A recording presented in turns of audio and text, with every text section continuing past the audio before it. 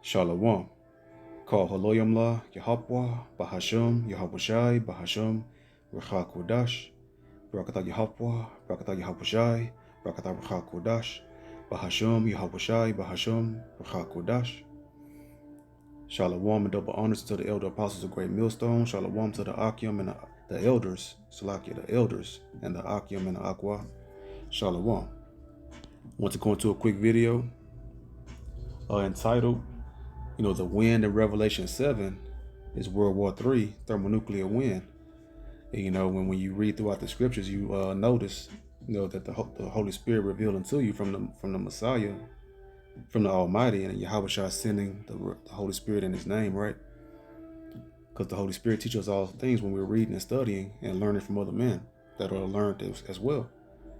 And you begin to see a pattern, and you notice it's the Most High speaks about the thermonuclear destruction at the end of the earth, for all throughout the scriptures, and it's in dark sayings, and it's dark, and it's hidden, and it's mysteriously spoken of, because the Most High didn't reveal everything to everybody, but only to the hopeful elect, chiefly the elect. But we're of the hopeful elect. We dare not make ourselves a part of the number of the elect, because that's a blasphemy. Because we don't know our latter end. We can only hope that we are, saved and beamed up when the Messiah returns. So we'll start here at 2 Peter 3 and 7. But the heavens and the earth, which are now. So the heavens is the sky above. The earth is what we walk on, right? So they're now, by the same word, are kept in store. So it's not being destroyed, because the Most High is allowing everything to be preserved for a particular moment at the end, reserved unto fire against the day of judgment and perdition of ungodly men. So basically, the Most High is keeping the earth has not been destroyed right now, because it's being reserved until the judgment day, when the Most High is going to allow the thermonuclear missiles to be shot off and cleanse the earth by fire, because the two best cleansing agents is water and fire. So the first death was water, the flood in the days of Noah in the beginning, in the old world before the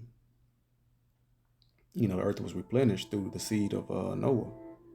And then now in the end, the second death is going to be by fire, the thermonuclear fire. So that word perdition of ungodly men. So see, ungodly, if you're keeping the commandments to the best of your abilities, you're godly. But if you're not keeping the commandments and saying the laws are done away with, you're ungodly. So Christianity has lied to the masses, saying that the law is done away with, when that's a complete lie. So perdition here is a Greek word, G684, apolia, destroying, utter destruction of vessels. So we're all vessels. The bodies we live in are vessels from the ground, from the earth. A perishing, ruin, destruction. So we know that that perdition means destruction. So going back to 7, it says, reserved unto fire against the day of judgment and ruin or destruction of ungodly men. Basically the exterminating of ungodly men, those that don't keep the commandments of the Most High. And then it also said, right here, where we at? I'm trying to get up. Okay, perdition. Right here in 1, it says destroying, and then the key right, and the interesting right there says of vessels, right? Destroying the vessels. So when we go to Romans chapter 9 and verse 22, it says, what if Yahweh, willing to show his wrath and to make his power known, endured with much long suffering the vessels of wrath fitted to destruction? And we know a period that the context of this chapter is this is referencing Jacob, the so-called blacks, Hispanics, and Native Americans of the 12 tribes of Israel, and Esau, so-called white race. So in verse 13, as it is written, Jacob have I loved, but Esau have I hated. And down here, when you scroll down, that's the context, and then so Esau is the vessels of wrath, fitted to destruction. So who has wrath all on the earth? The Edomites, the vessels of wrath. So that's that destruction of those vessels, the vessels of wrath fitted for destruction. So going back to 2 Peter 3 and 7. So now we see that, the earth is reserved. It's being preserved and reserved for the destruction to come in the day of judgment. When who and what day is that? When the Messiah Yahushua returns, right? So when we go to Revelation 7, excuse me, it says in verse 1, and after these things I saw four angels standing on the four corners of the earth, holding the four winds of the earth. So that's that preserving and that reserving that was spoken of in 2 Peter 3 and 7, right? So the earth is not being destroyed right now because the angels are that the Most High appointed to he charged the angels to have appointed these angels to keep the earth free of destruction right now and then they're going to let it go.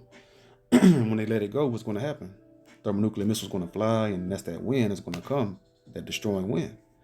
So, standing on the four corners of the earth, holding the four winds of the earth, that the wind should not blow on the earth, nor on any sea, nor on the sea, nor on any tree. So, when you go into that word wind, we feel wind all the time, right? But that doesn't destroy anything because it's a different kind of wind that's being held back right now.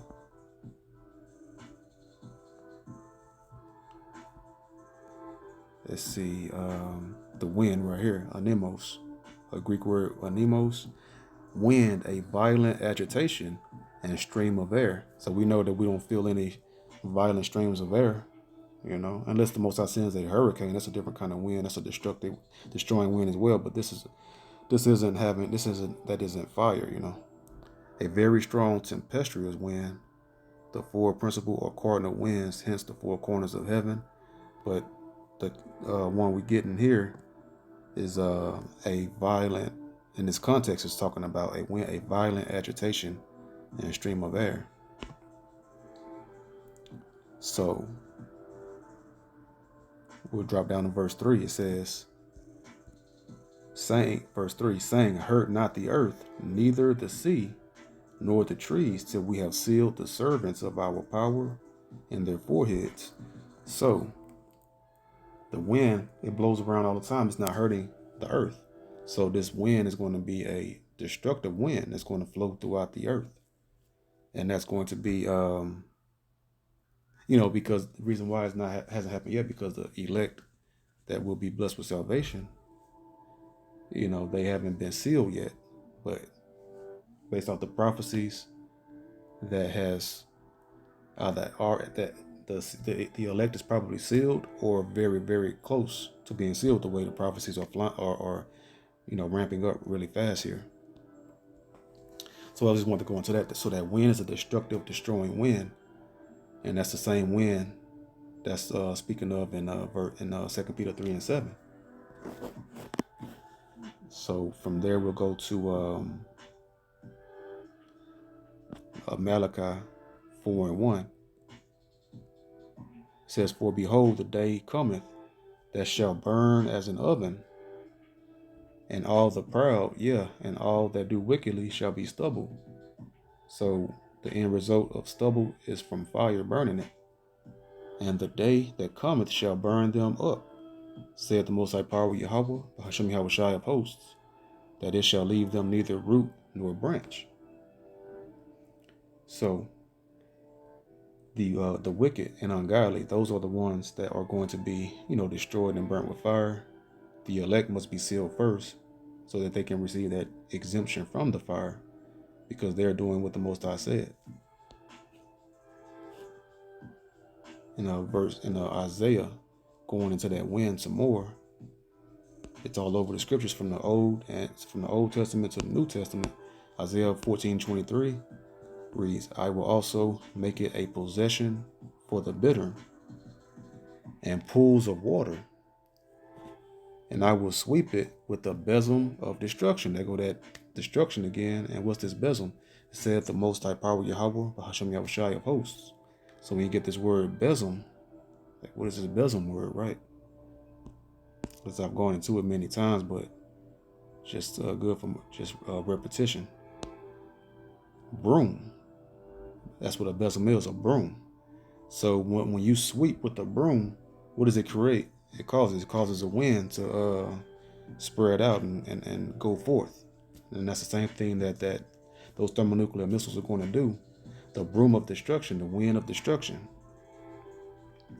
It's going to sweep the land, because we know we've all seen images, seen videos and clips of a thermonuclear bomb. What it does when it hits, that mushroom cloud goes up into the sky, and then a sweeping across the land begins from the origin of where it hits and then sweeps out. And that wind it sweeps like a broom. It's going to sweep over the land, and all of that fire is going to sweep across the earth, and chiefly over here in Babylon the Great, so-called America. So that's what that destroying wind is. That destructive wind is that thermonuclear fire. So going to let's see. Okay, yeah, Revelation 6:13. It reads, and the stars of heaven fell unto the earth, even as a fig tree casteth her untimely figs, when she is shaken of a mighty wind. That's that agitation we read also. That's one of the part of the definition of wind, in that agitation. So when you agitate a fig tree and you shake it, and the figs fall out, that's what that's referencing as well. So, but it says when she is shaken of a mighty wind. What's that mighty wind? And those stars of heaven. Right now, the stars is Esau Edom, the so-called white race that rules, because heaven and hell is a state and a condition in which we live in. Esau Edom is in the state of heaven because he rules the earth. He sit upon all the waters, all the nations on the earth. So the stars of heaven, those are the elite rulers right now that rule the earth, and they're going to fall when they're at their height of trying to solidify their new digital economy, or aka new world order, right? So they're going to be shaken. A fig tree casteth her untimely figs, meaning it fell at a time that it wasn't supposed to. So that's what those thermonuclear missiles are going to do. Is going to hit in the midst of the height of their sealing of them, trying to seal their deal for their perpetual control over mankind with these, with the digital tags, which is, you can't buy or sell without it, right? Those that watched, if you watch my videos, you know what I'm referencing, the CHIP. So from there we'll get that untimely. So we'll go to Job 20:22. Untimely meaning what? You wasn't expecting it. It's an abrupt halt and sharp change in what you was expecting. So Job chapter 20 and verse 22. Excuse me. So it says, in the fullness of his sufficiency, he shall be in straits. So that fullness of his sufficiency, that's sufficient for him to gain control of the mind of the bodies of mankind through the mandatory digital currency. He's going to be had in straits, meaning he's going to be abruptly confined and destroyed and stopped. Every hand of the wicked shall come upon him, and that's when the Messiah returns. And then also the Messiah is going to use the wicked, the other nations that's going to come up against Esau Edom, basically, but the leader right now, is the whore that steers everything right now is America. America's the whore, and all nations follow and wonder after the beast that the whore steers.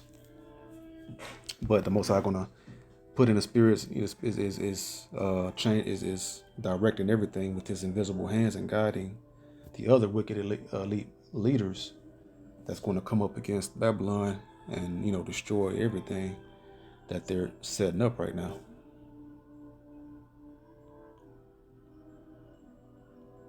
And then we'll go to so that every hand of the wicked shall be upon Esau Edom, because they're trying to fulfill their enterprise, which is this new economy, because December 13th is that digital is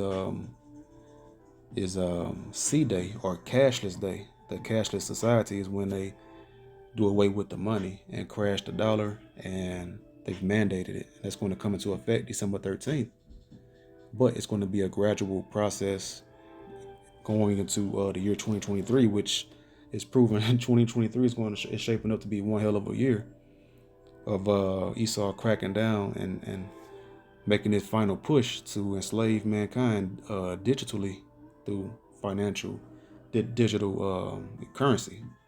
But the Most High said, and that's why it says, in the fullness of his sufficiency, he's going to be had in straits. He's going to get locked down and destroyed, and Yahushua going to return, and those thermonuclear missiles are going to be destroying Babylon and Great America, and all of the destruction going to happen. That's that judgment day reserved unto fire, right? So that's how it's all coming. That's how it's all coming down. It's all coming to a head at the same time. And that's how we know that the Bible is a living document, and that is real, because everything is spoken of in the scriptures. No other book can explain what's going on, but the Bible explains it perfectly. Okay, we were going to go to 17 and 16. The hands of the wicked shall be upon him, right? And that's here it is right here. Revelation 17:16. And the 10 horns, which is the NATO EU alliance, the United Nations alliance with Esau Edom, with the whore over here in Babylon the Great. And the 10 horns which thou sawest upon the beast, that beast is the Roman Empire, being steered by the whore, Babylon the Great, America. These shall hate the whore. So these, the UN, the EU, NATO, allies of the whore, America, are starting to hate her, and they're going to turn on her, and shall make her desolate and naked, and shall eat her flesh. And how is that? And burn her with fire. So that's how they're going to, and what fire? Then they're not going to pull out a flamethrower and come over here and flamethrowing, this country. They're going to burn her with fire through the thermonuclear missiles. It makes, perfect sense, It's the only way that, chiefly the main place that's going to get burnt up is America and other parts as well, but chiefly the whore, where the whore resides, where she do all of her wickedness over here in Babylon the Great. This place was nothing more than just the fourth part of the earth, where the Israelites will suffer their last chastisement and last punishment in captivity over here, so-called blacks, Hispanics, Native Americans, because the Most High had to spank our behinds for being wicked. But he's going to beam us up, the elect, who are of the elect, in the chariots, and save them from that fire. But that fire is meant for the wicked, and for the whore, for her wickedness against the Most High, and against her, and her being wicked against the Most High and his chosen nation, the Israelites. Jeremiah 50 and 14. Put yourselves in array against Babylon round about. And this is the modern Babylon the Great, America. All ye that bend the bow. And the modern, that bow is referencing those thermonuclear systems that shoots those thermonuclear missiles. Bend the bow, shoot at her. Spare no arrows. No arrows are the thermonuclear missiles. For she hath sinned against the Lord Yahweh, Bahashem Yahushua, against the Lord Yahweh. So the Edomites, the whore, and over here in Babylon, Babylon the Great, because we know that old Babylon is modern day is Iraq today, right? So that's not referencing that Babylon. It's talking about the new Babylon, Babylon the Great, over here, the whore, over here in America, so-called white race, the Edomites. So just got to break that down. So we'll go here to 1 Corinthians 7 and 9.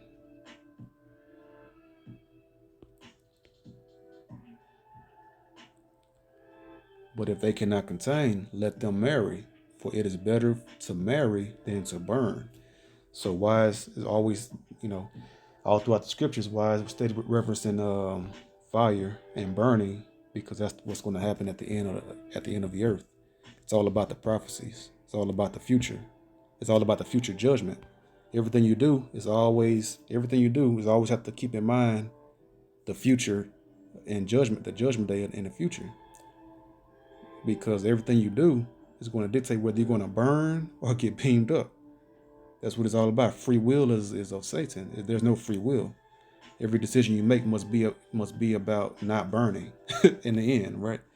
We know that Esau, Edom, they're in the present, in the moment, living for the moment. You won't YOLO. You only live once type spirit, right? They're all about they're all about satisfying their flesh and not thinking about the latter end, which is the judgment day. So, because she has sinned against the Lord, not thinking about it. So everything we do must be about not burning. I just wanted to get that because that's another reference talking about thermonuclear fire, that lake of fire and hellfire. There's going to be so much fire spread throughout. It's going to sweep over the land. It's going to be like a lake of fire.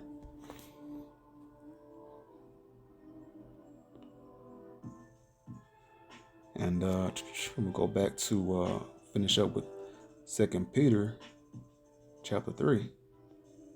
Oh, it's John. I'm tripping. 2 Peter 3 and verse 10.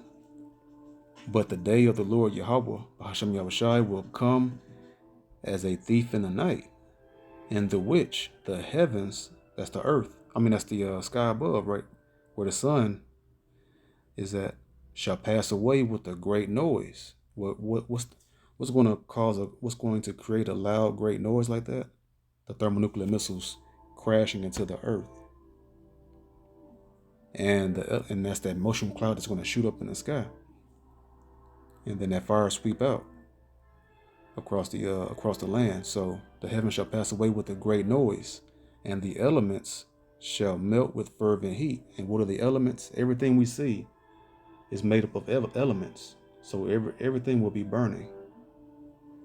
Fervent heat. The earth also and the works that are therein shall be burnt up. So what works? The wicked works. The righteous works is not going to be burnt up, because the Most High is not unrighteous to forget our labor of love. So why would the Most High burn up the works of the labor meaning work as well, the labor of love of the Israelites, the elect? The Most High isn't here. The Most High isn't going to kill the righteous, only the wicked and their wicked deeds. Verse 11. Seeing then that all these things shall be dissolved. How does something dissolve? Through fire. What manner of persons ought ye to be in all holy conversation and godliness? So that's like letting you know, when you truly understand how horrible of a day is about to come, realizing, seeing that all these things going to be dissolved, how should you behave? And like I read in what was that, 1 Corinthians 7 and 9, it's better to marry than to burn. He was referencing, if a person can't go without having a wife, or vice versa, then it's better for them to get married than to burn. But if you have a husband, a woman can't go get another man. That would be adultery. But he says if a woman leave a man, then she needs to remain unmarried or be reconciled back to her husband. because if she gets another husband, then she'll commit adultery. If that, but if through death is how a woman is freed from the responsibility of a man, of her husband. So that's going to a different topic, going to the marriage, but just to kind of get back on topic here. But so your conversation and your manners and your thoughts and your conversation and your actions supposed to be holy. And what's holy? The commandments. That with fervent heat, verse 13, nevertheless, we, according to his promise, look for new heavens and a new earth, because when this old heaven, the old heavens, the carnal heaven, and how it is right now, is polluted, and the earth is polluted through the wickedness of Esau Edom, it's going to get burnt up and cleansed through the thermonuclear fire. So it says, look for new heavens and a new earth, wherein dwelleth righteousness. So, we'll go ahead and finish up with verse 14. Where, beloved, seeing that ye look for such things. So the beloved, you're beloved if you're doing what the Most High tell you, if you're of the elect. Seeing that ye look for such things, look for righteousness. Be diligent that ye may be found in him, be found of him in peace, meaning keeping the commandments. It says, mark the perfect man, for the end of that man is peace. So perfect is the law. So he that keep the commandments, his end will be peace. And you'll be found in the peace of the Most High commandments and be saved without spot and blameless. So that's how you become without spot and blameless, by keeping the commandments, which washes you and cleanses your spirit, in the purity and holiness of the Holy Scriptures, which is the commandments, that the law is found in the Holy Scriptures. So, with that being said, I hope this video was edifying. Thermonuclear fires all throughout the Scriptures. The latter end and judgment day is of that. And, hopefully, we can all have a spot on one of those chariots and avoid it. But with that being said, I hope this video was edifying. The water to the Ruach HaKodesh for another video. To the next video, I say, Shalom.